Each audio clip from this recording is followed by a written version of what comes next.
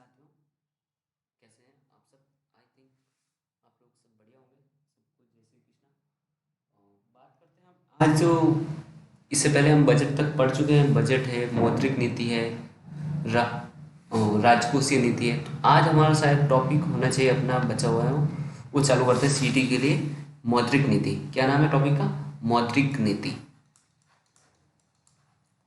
मौद्रिक नीति। अब मौद्रिक नीति होती क्या? आप न्यूज़पेपर में कई बार पढ़ा होगा मौद्रिक नीति या व्हाट इज मौद्रिक नीति होती। तो मौद्रिक नीति होती क्या? मौद्रिक नीति एक तरह का वह गवर्नमेंट का साधन है जिसके द्वारा राष्ट्र का केंद्रीय बैंक है ना, उसके द्वारा विभिन्न उपकरणों के द्वारा केस रिजर्व फ्लो, कितना गवर्नमेंट के पास मुद्रा रखनी है, कितना गवर्नमेंट के पास ऋण है, इन सब के बारे में क्या स्थापित संबंध स्थापित करता है, उसको क्या बोलते हैं? मौद्रिक नीति। जैसे कि देखा जाए तो अर्थव्यवस्था में तरलता, तरलता मतलब कि लिक्विडिटी, कैश फ्लो, मार्केट में कितना पैसा है। तरलता मतलब मार्केट की तरलता। जैसे कि आपके घर के अंदर जैसे आटा लगा दो, कितना तरल है, उसके अंदर पानी कितना डाल दिया है और लिक्विड कितना है, तो उसी तरह मार्केट के अंदर कितना पैसा है उसको बोलते हैं आप तरलता। तो अर्थव्यवस्था में मुद्रा की तरलता, किस चीज़ की? मुद्रा की। मार्केट में जैसे कैश कितना बड़ा है, मुद्रा की तरलता प्रबंधन से संबंधित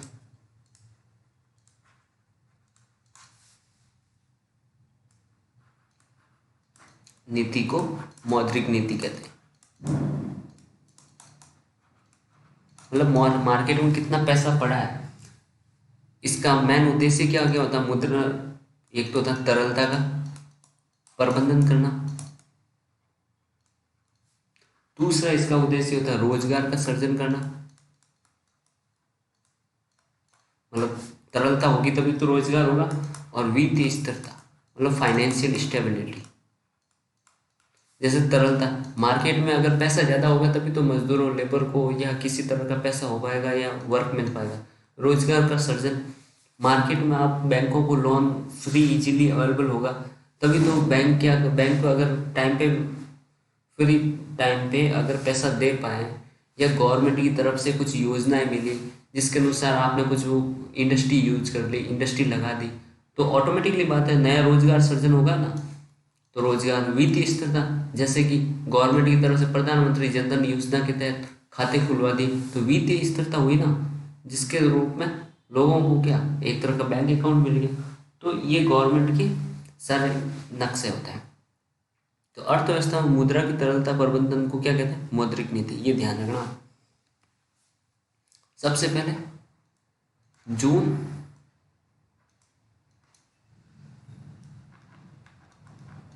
ये क्या हो रहा है?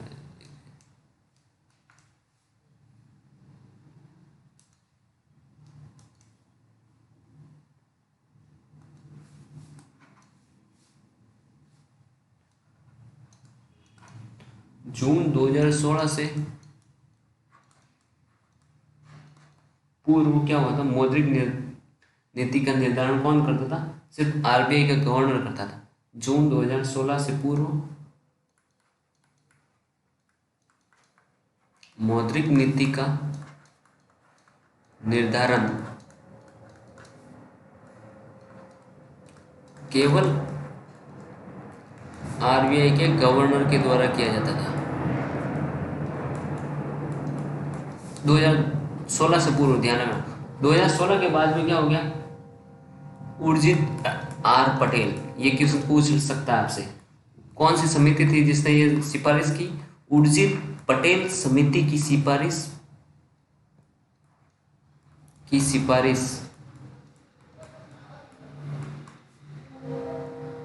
पर मौद्रिक नीति का निर्धारण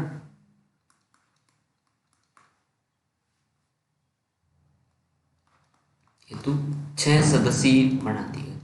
6 सदस्यों की संख्या करती के लिए समिति का गठन कर लिया। इससे पहले क्या होता था? आरबीआई का अकेला गवर्नर होता था, वही मौद्रिक नीति कर लेता। बट उर्जित आर पटेल की समिति ने बोला कि नहीं, अकेला ये कैसे कर सकते हैं मौद्रिक नीति? तो उन्होंने 6 सदस्यीय की एक समिति बना ली। तो जून 2016 से क्या हुआ, मौद्रिक नीति के निर्धारण के लिए क्या हुआ, आरबीआई प्लस भारत सरकार द्वारा क्या बना दी गई, मौद्रिक नीति समिति बना दी। क्या बना दी? मौद्रिक नीति समिति का गठन किया गया। कब से? जून 2016। तो अब पढ़ते हैं मौद्रिक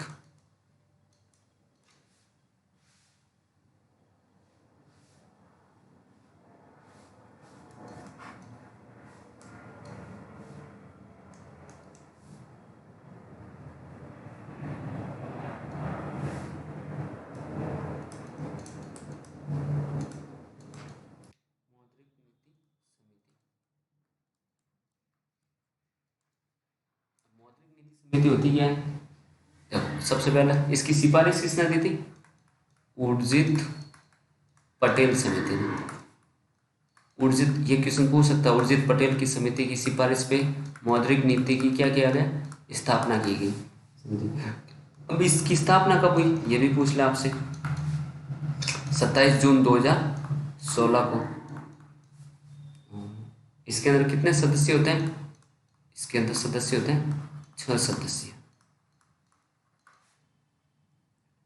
फिर इसका अध्यक्ष कौन है? इसका अध्यक्ष होता है आरबीआई का गवर्नर। ये भी पूछ सकता है आपसे मौद्रिक नीति का। जबकि राजकोषीय नीति का कौन होता है?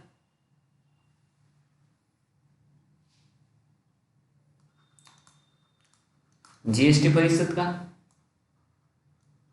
Finance minister. प्रथम अध्यक्ष था इसका उर्जित पटेल। जबकि वर्तमान अध्यक्ष कौन है? एस शक्तिकांत दास जी है। शक्तिकांत दास। और कुल सदस्य इसमें कितने हैं? 6 सदस्य। 6 सदस्य कौन कौन से हैं? मौद्रिक नीति में ये ध्यान आ गया आपको। ये मौद्रिक नीति के अंदर जो जो लिखा है वो ध्यान रखा है, क्योंकि क्वेश्चन इसमें कहीं से बन सकता है।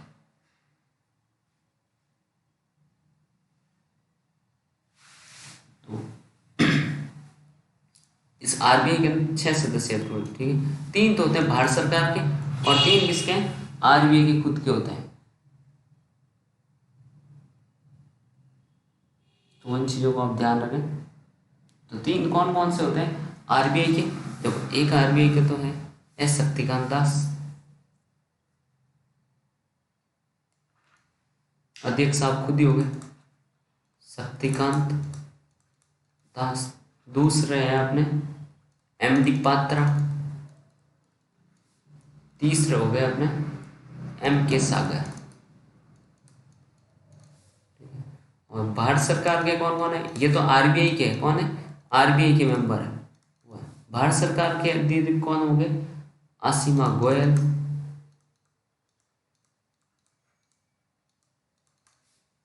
दूसरे हो गए आपके शशांक भिंडे। तीसरे आपके जयंत वर्मा। ये होंगे तब जाके क्या बनती है आपकी मौद्रिक समिति। तो मौद्रिक समिति के ये तो हो गए भारत सरकार के सदस्य है, ये है आरबीआई के सदस्य, सारे मिलके मौद्रिक नीति पे अब डिसीजन लेते हैं। पहले क्या होता था, सिर्फ आरबीआई का एक गवर्नर होता था, वो उसने बोल दिया वो फाइनल होता। बट 2016 के बाद में मौद्रिक नीति में चेंजेस हो गए। अब इसके अंदर क्या क्या हुआ वो चीजें देखते हैं।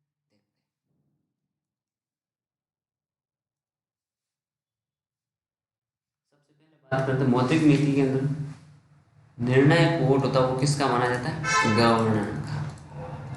निर्णायक वोट गवर्नर का।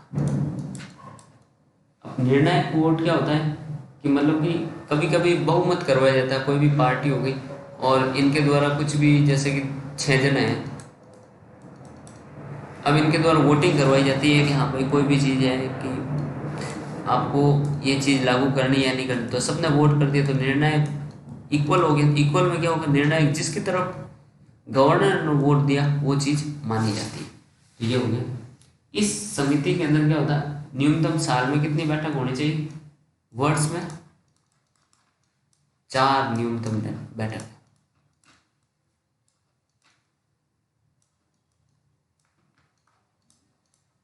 बैठक करना जरूरी है। और इन्होंने मुद्रास्फीति की दर रखी है, मुद्रास्फीति की दर निर्धारित कर रखी है, वो है 4%, मतलब महंगाई के लिए इतना परसेंट महंगाई हो सकती है। और हर 2 माह में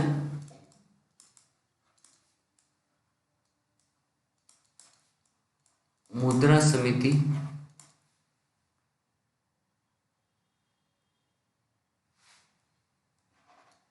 मौद्रिक समिति की बैठक की समीक्षा करनी जरूरी है। मतलब हर 2 माह में मौद्रिक समिति की बैठक होती है, जिसके अंदर चेंजेस किए जाते हैं आरबीआई के द्वारा कि हाँ कितना तरह का हमारा होना चाहिए, ब्याज दर कितनी होनी चाहिए, नहीं होनी। तो 2 माह में बैठक होती है, उस टाइम क्या क्या बात होती है इनकी, वो बैठक के अंदर वो आगे चर्चा करते हैं। आज तो मौद्रिक नीति में क्या क्या बातें होती हैं वो पढ़ते हैं।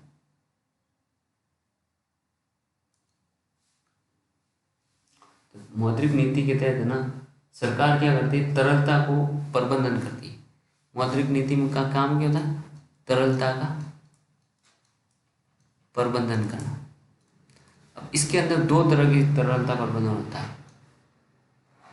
एक तो होता है जिसको बोलते हैं मात्रात्मक उपाय। क्या कहोगे आप, मात्रात्मक उपाय। ये उपाय किए जाते हैं जिसके द्वारा कंट्रोल हो सके। और दूसरा होता है गुणात्मक उपाय, मतलब मार्केट में पैसा ज़्यादा हो गया तो कैसे वापस कम करना, कम हो गया ज़्यादा कैसे करना, ये सारी चीज़ें इसी के अंदर की जाती है। मात्रात्मक उपाय होते हैं, उसके नाम देख लेते हैं कौन कौन से थे। एक होता है CRR, दूसरा होता है आपकी SLR, ये आपने न्यूज़पेपर में पढ़ा होगा, लिखा आता है RR, TRR, BR, MSF, CRR, SDRF, ये सारे मात्रात्मक उपाय हैं। जबकि गुणात्मक कौन कौन से हैं, एक तो है कंज्यूमर क्रेडिटिंग,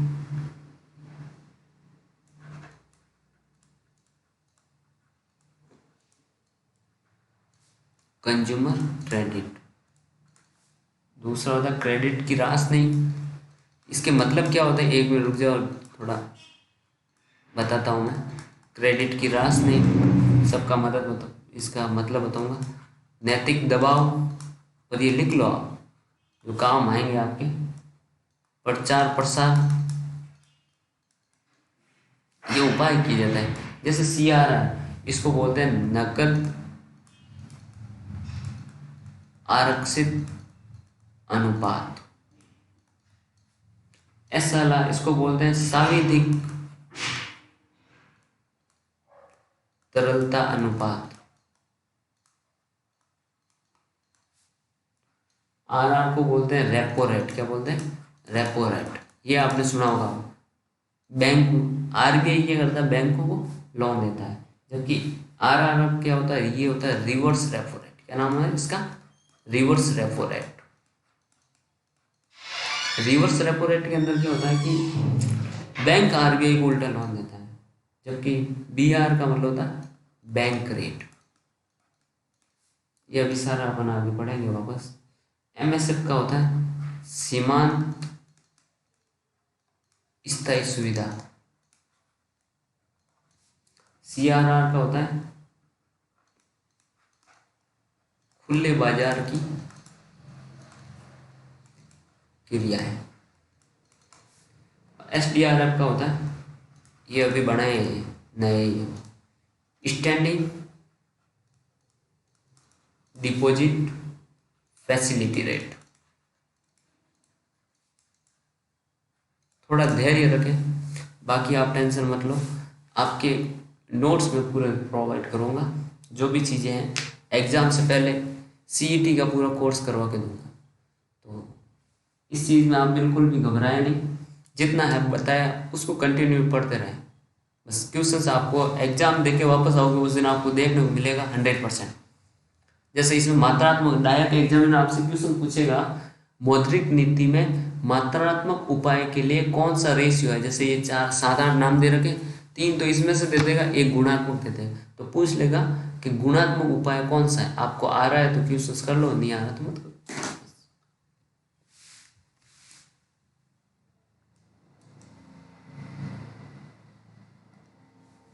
फिर बात करते हैं नकद आरक्षी, CRR। क्या पूछते हैं? CRR। CRR के अंदर होता क्या है कि बैंक अपने कुल जमाओं का एक निश्चित हिस्सा होता है ना, RBI के पास जमा करता है।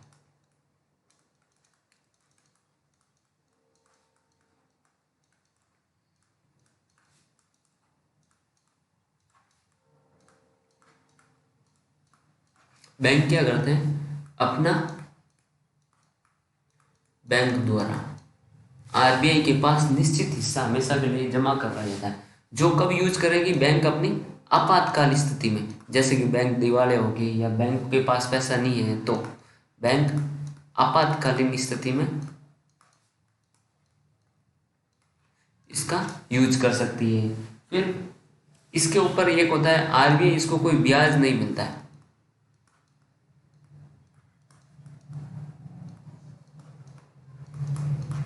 RBI के द्वारा। फिर इसके ऊपर कम से कम इसकी रेट है वो कितनी है? 4.5%। ये होता है CRR।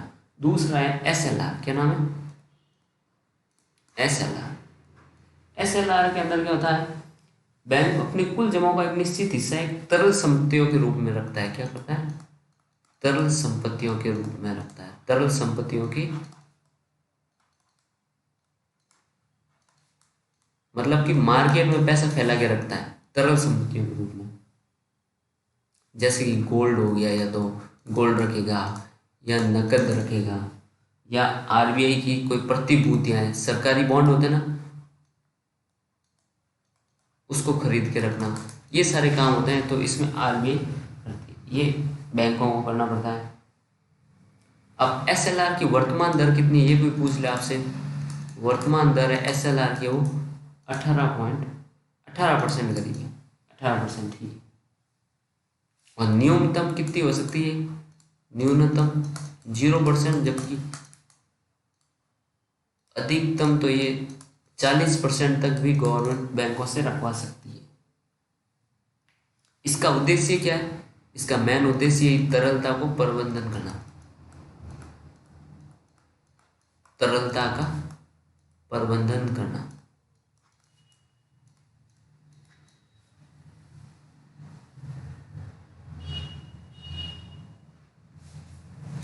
तो आपका ये था SLR। फिर होता है बैंक रेट। क्या नाम है?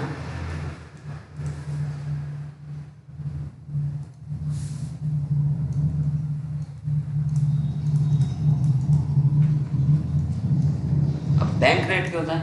बैंक रेट होता है RBI क्या करती है? दीर्घकालीन ऋण देती है। इस पे बैंक रेट होती है RBI बैंकों को दीर्घकालीन ऋण देती है।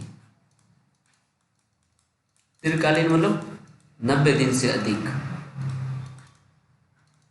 90 दिन से अधिक दिनों के लिए बैंक क्या करती है? RBI को जो लोन, बैंकों को जो लोन देती है, उसका नाम होता है बैंक रेट पे देती है। और अभी वर्तमान में बैंक रेट शायद 6.15% तक चल रही है। पर बैंक रेट पर ऋण लेते समय बैंकों को परिसंपत्तियां गिरवी नहीं रखनी पड़ती।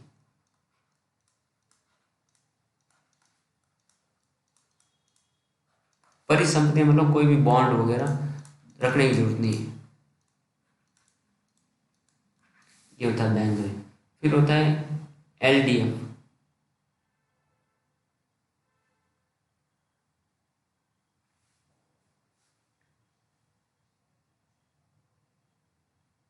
ये लो। फिर अपन पढ़ते हैं रेपो रेट। क्या नाम है? Repo rate. रेपो रेट में क्या होता है? बैंक को अल्पकालीन, अगर आरबीआई बैंकों को अल्पकालीन ऋण देती है। अल्पकालीन ऋण मतलब 90 दिन से कम। तो ये भी क्वेश्चन पूछ ले, रेपो रेट क्या होता है? आरबीआई बैंकों को 90 दिन के लिए कम ऋण देती है। कितना परसेंट अभी? 5.90% तक चल रहा है अभी प्रेजेंट टाइम। पर रेपो रेट से लोन लेते समय क्या करना पड़ता है? बैंक को परिसंपत्तियां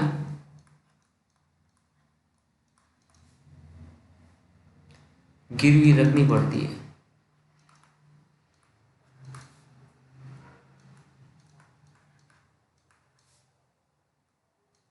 बैंक को परिसंपत्तियां गिरवी रखनी पड़ती, जबकि एसएलआर पे क्या होता है? परिसंपत्तियां गिरवी नहीं रखनी पड़ती। ये ध्यान रखना, हमने एसएलआर पढ़ा था ना, उसके अंदर बैंक को नकद, बॉन्ड वगैरह लिक्विडिटी के लिए होता है। तो और रेपो रेट का दूसरा नाम, इसको पॉलिसी रेट भी कहते हैं। क्या बोलते हैं? पॉलिसी रेट भी इसका दूसरा नाम है। पॉलिसी रेट का मतलब कि पॉलिसी के तहत जैसे गवर्नमेंट अपने यूज करती है। तो repo rate, reverse bank rate समझ गए। बैंक अगर 90 दिन से अधिक चाहिए तो, और रेपो रेट 90 दिन से कम के लिए तो चाहिए तो। फिर बात करते हैं अपन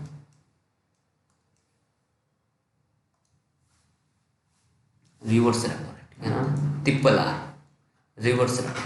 रिवर्स रेपो रेट क्या होता है? मतलब इस ब्याज, इस पर जो बैंक होते हैं, छोटे छोटे बैंक अपनी क्या करती है? अतिरिक्त जमा होते हैं। जब बैंकों के पास में जमा पैसा ज़्यादा हो जाता है तो वो क्या करता है? अतिरिक्त जमाओं को आरबीआई के पास दे देता है। आरबीआई को जमाओं को आरबीआई के पास जमा करवा देता है। तो बैंक अपना एक्स्ट्रा पैसा होता है वो आरबीआई को दे देता है। वो किसके बेस पे देता है? आरआर पे या ट्रिपल आर पे।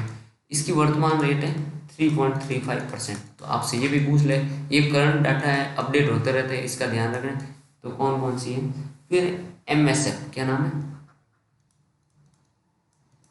जिसको बोलते हैं सीमांत स्थायी सुविधा। इसमें क्या करता है? आरबीआई मात्र बैंक को 1 दिन के लिए ऋण उपलब्ध करवाता है।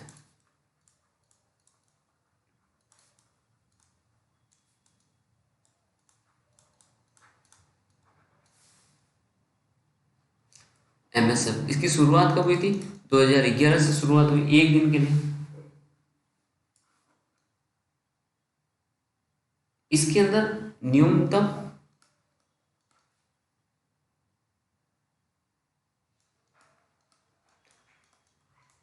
1 करोड़ तक पैसा लिया जा सकता है। और इसमें कुल जमाओं का कितना परसेंट? गवर्नमेंट का जितना आप जमा करोगे उसका 1% लोन मिलता है। जैसे आपकी बैंक की संपत्ति है ना, उसका 1% लोन मिल सकता है 1 दिन के लिए। और वर्तमान में एमएसएफ कितनी दर है? 6.15% तक अभी तक चल रही है। ये इसकी रेट है। फिर है एसडीआर, क्या नाम है? एसडीएफआर।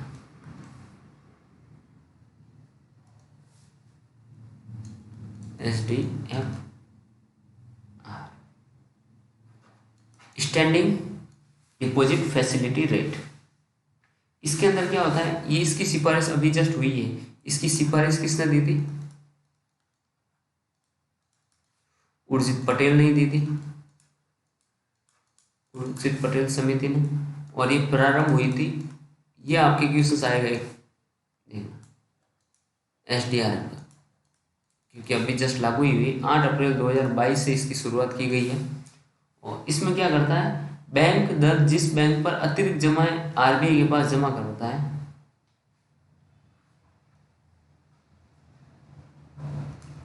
वह ब्याज दर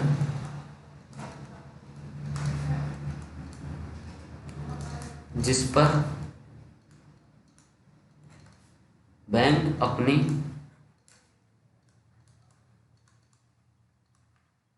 अतिरिक्त जमाएं आरबीआई के पास जमा करवाते हैं। तो एसडीआरएम क्या हो गई? वो ब्याज जिस पर बैंक अपनी अतिरिक्त जमाएं आरबीआई के पास जमा करवाता है। और इसकी रेट अभी क्या होगी? 5.65%, ये इसकी रेट है। तो समझ गए ना, तो ये होता है इसका, ये जो हमने पढ़ा ये सारे मात्रात्मक उपाय हैं। क्या? मात्रात्मक।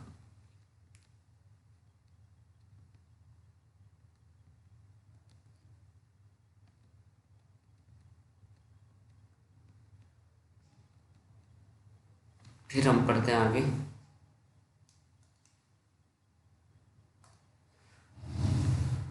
एक होता है संकुचनधारी मौद्रिक नीति। मौद्रिक नीतियां दो तरह की होती है, एक तो होता है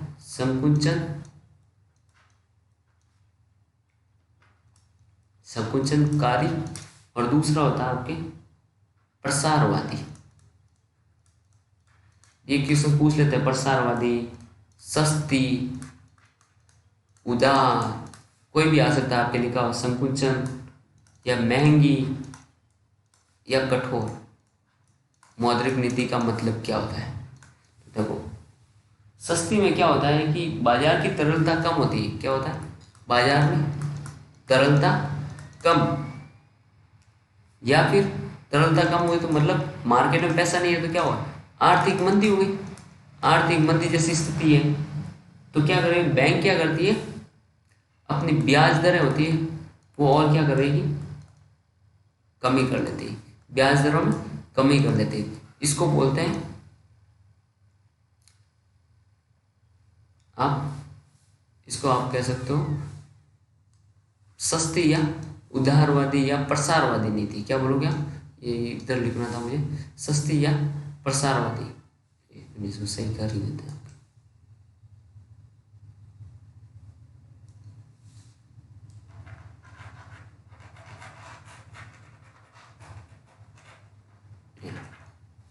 ये तो था आपके सस्ती और प्रसारवादी के लिए। प्रसारवादी के अंदर क्या हो रहा था? तरलता कम होती। तरलता कम, जैसे बाजार में तरलता कम मतलब मार्केट में पैसा कम है तो क्या हो? आर्थिक मंदी आ गई। अगर आर्थिक मंदी जैसी स्थिति होती है तो गवर्नमेंट क्या करेगी? ब्याज दरों में कमी करेगी, ताकि क्या है, बैंकों से लोग लोन लेंगे तो क्या होगा? ऑटोमेटिकली बिजनेस चलेगा, बिजनेस चलने लगेगा तो मौद्रिक नीति बाद में चेंज कर लेंगे। पर एक बार तो क्या हो, मार्केट में पैसा आएगा ना वापस, तो वही चीज़ होती है। फिर होता है संकुचनकारी। क्या नाम है? संकुचनकारी। संकुचनकारी, या इसको आप बोल दो आप महंगी या कठोर। कठोर मौद्रिक नीति में क्या होता है? अगर बैंकों में तरलता क्या होती है? अधिक हो जाती है तो क्या होगा? मार्केट में महंगाई नहीं होकर क्या होगा? महंगाई की स्थिति होती है तो क्या होगी? वृद्धि हो जाती है। पैसे मार्केट में खूब है तो भी महंगाई होगी, तो मार्केट में पैसे ज़्यादा हो जाने की वजह से गवर्नमेंट क्या करती? ब्याज दर में वृद्धि कर देती। ब्याज दर में वृद्धि कर देगी तो क्या होगा? ऑटोमेटिकली बात है, तो इसको बोलते हैं संकुचन, मतलब महंगी या कठोर मौद्रिक नीति। जबकि जिसमें ब्याज दरें घटा दी जाती है उसको बोलते हैं सस्ती या उदारवादी। तो आपसे ये क्वेश्चन पूछेंगे, ध्यान रखना, स्टेटमेंट के बेस पे। अगर आ रहा है तो कर देना, तो वापस इसको एक बार समझ लेना, एक दो बार समझोगे तो ध्यान आ जाएगा। प्रसारवादी में क्या होता है? बाजार की तरलता कम हो तो आर्थिक मंदी जैसी स्थिति हो जाती है तो क्या किया जाता है? ब्याज दरों या अनुपात में कमी की जाती है, उसको तो बोलते हैं प्रसारवादी या सस्ती। जबकि तरलता अधिक हो जाती है और महंगाई की स्थिति हो तो ब्याज दरें क्या, और ब्याज दर और अनुपात में वृद्धि की जाती है, जिसकी वजह से क्या होगा? महंगाई ऑटोमेटिकली, तो उसको बोलते हैं महंगी या कठोर या संकुचनकारी मौद्रिक नीति। फिर अपन पढ़ते हैं गुणात्मक उपाय। क्या आंसर है? गुणात्मक उपाय। फिर एक ओपन मार्केट भी था, नए है इसमें, खुले बाजार की क्रिया है। उसके ओपन मार्केट में क्या होता है? गवर्नमेंट की जो परिसंपत्ति है ना, उसको खरीदा या बेचा जाता है। क्या कि गवर्नमेंट की कोई परिसंपत्ति है, मतलब गवर्नमेंट ने कुछ भी कंपनी बना रखी, उसको बेच दो, उसको बोलते हैं open market. OMO, open market. ये भी नए ही है पर ऐसा कुछ नहीं, ध्यान रखना। ओपन मार्केट मतलब कि गवर्नमेंट अपनी खुद की चीज़ें बेच लेती है कभी भी, और खरीदना चाहे तो भी खरीद सकती है। जैसे गवर्नमेंट ने पहले बहुत सारे बैंक थे, 20-25 तरह के बैंक थे, अब सब बैंकों को क्या मर्ज करके 2-3 बैंक ही बना दिए, तो ये क्या हो गया? 8 बैंक बना रखे हैं मेजर। तो ये क्या है? इसको ओपन मार्केट ही है ना, मर्ज कर दिया। फिर है गुणात्मक उपाय।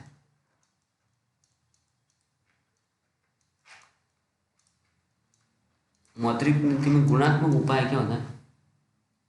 इसमें एक तो होता है मार्जिन मनी। मार्जिन मनी क्या होता है कि कम ज़्यादा करके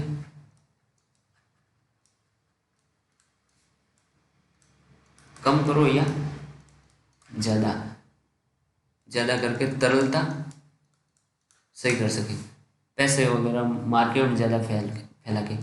एक होता है इसमें कंज्यूमर क्रेडिट। कंज्यूमर क्रेडिट क्या होता है? मतलब डाउन पेमेंट जितना कम हो उतना दिलवाना। जैसे पहले गवर्नमेंट लोग मोटरसाइकिल वगैरह नहीं खरीद पाते, तो अब क्या हो, गवर्नमेंट ने कंज्यूमर के लिए क्रेडिट देने के लिए जितना कम डाउन पेमेंट हो उतने में क्या मिल रही है, मोटरसाइकिल मिल रही है ना। तो जितना ज़्यादा कम में मोटरसाइकिल मिल रही है तो लोग क्या उठा लेते हैं, फिर बोलते हैं किस्तें में ले जाएंगे यार, किस्तें भरते रहेंगे, तो डाउन पेमेंट कम करना पड़ता है। तो इसको बोलते हैं कंज्यूमर क्रेडिट। फिर एक क्रेडिट की राशनि।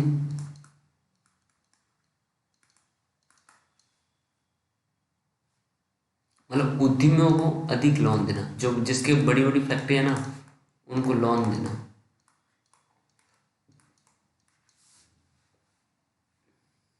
फिर बैंकों पर नैतिक प्रसार, मतलब एडवर्टाइजमेंट करके बैंकों पे प्रसार दे देना।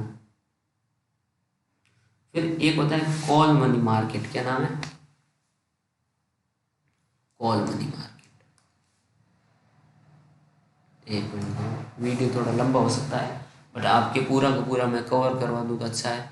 मेरे पास वो सिस्टम नहीं है कि यार आज रिकॉर्ड करके आपको दे दूँ कल बाकी रहेंगे, नहीं, एक साथ ही सब दे दूँ ताकि आप आराम से जब भी मन करे टाइम निकाल के पढ़ सको। फिर पता नहीं कब टाइम मिले नहीं मिले। तो कॉल मनी मार्केट में क्या होता है? इसका मतलब ये होता है दिन प्रतिदिन के लेन देन के दौरान बैंकों के बीच आपसी लेन देन। क्या होता है? दिन प्रतिदिन की लेन देन के दौरान बैंकों के बीच आपसी लेन देन। दिन प्रतिदिन के बीच लेन देन के दौरान क्या होता है? रोज कितना पैसा ले रहे हो, मनी एट कॉल, इसको बोलते हैं मनी एट कॉल। पैसे फोन करते हैं तो पैसे बैंकों के द्वारा आ जाए। अल्पकालीन लेन लेन लोन भी बोल सकते हैं। अल्पकालीन ऋण जो 14 दिन, अधिकतम 14 दिन, अधिकतम 14 दिन के लिए होता है। फिर यही पैसा अगर एक दिन के लिए लिया जाए इसको बोलते हैं कॉल मनी। क्या बोलोगे? एक दिन के लिए लेना हो तो क्या बोलते हैं? Call money. अगर एक दिन से अधिक है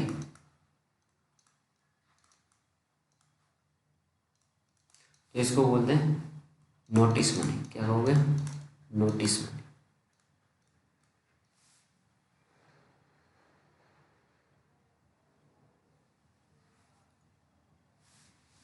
फिर सबसे बड़ा मार्केट कौन सा है कॉल मनी का, ये भी ध्यान रखना, ये भी पूछ ले आपसे।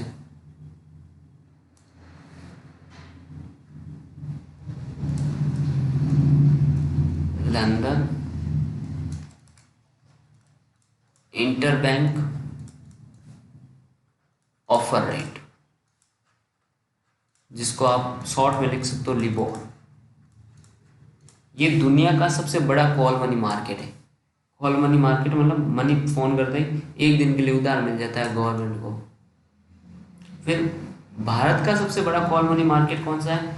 इसको बोलते हैं मुंबई इंटरबैंक ऑफर रेट, जिसको आप तो बोल सकते हैं मिबोर।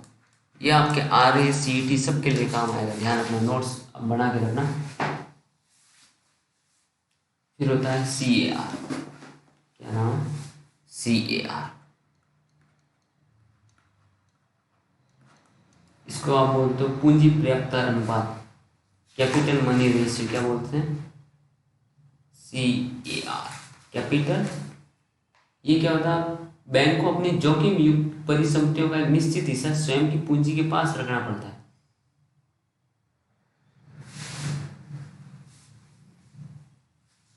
ये गवर्नमेंट के, ये बैंक द्वारा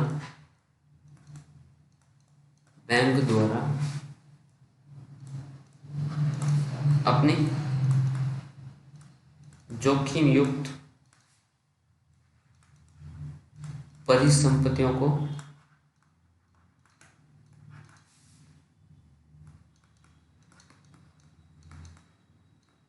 एक निश्चित हिस्सा स्वयं के पास रखना होता है।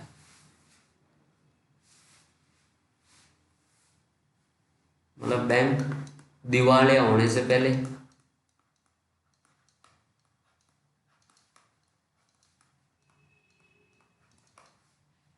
या घाटे की स्थिति हो तो इन सब पैसों का यूज कर सकते हैं। मतलब पूंजी पर्याप्तता अनुपात, इसको हिंदी में क्या बोलते हैं, पूंजी पर्याप्तता अनुपात। तो जोखिम, ये एक तरह का जोखिम प्रबंधन है।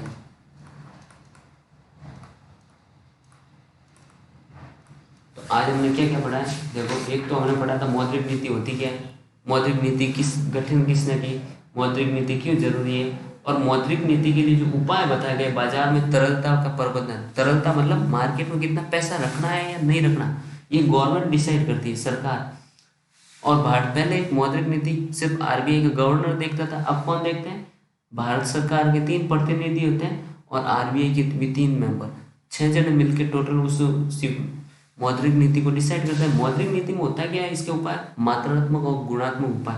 मतलब उसके रेट होती है ना, बैंक रेट, RR, RRR, इन सबको घटाया बढ़ाया जाता है। मार्केट में पैसा बढ़ गया है तो उसको या तो और बढ़ा दो, ताकि क्या होगा, मार्केट में थोड़ी महंगाई आएगी, जिसकी वजह से क्या होगा, बैंक लोन कम लेंगे। इस तरह से सब ये सिस्टम होता है। तो कॉल फॉर मनी, ये सब टेक्निकल टर्म्स हैं, आपसे पूछ सकते हैं। फिर हम आगे बढ़ेंगे। आगे भारतीय बैंकिंग की संरचना, बैंकिंग कैसे हुआ, कौन सा बैंक बनाया गया, प्राइवेट क्या है, पेटीएम पेमेंट बैंक क्या है, जियो पेमेंट बैंक क्या है, छोटी बैंकें क्या है, CDBI क्या है, या फिर वित्तीय समावेशन क्या है, इसके बारे में हम आगे कल चर्चा करेंगे। आज के लिए इतना ही। तो इसका आप अच्छे से नोट्स बनाएं, और कोई भी दिक्कत डाउट हो तो मुझसे ज़रूर पूछें। Thank you. लाइक करें, शेयर करें, सब्सक्राइब करें, और अच्छा लगे तो और किसी को बताएं, कमेंट ज़रूर करें।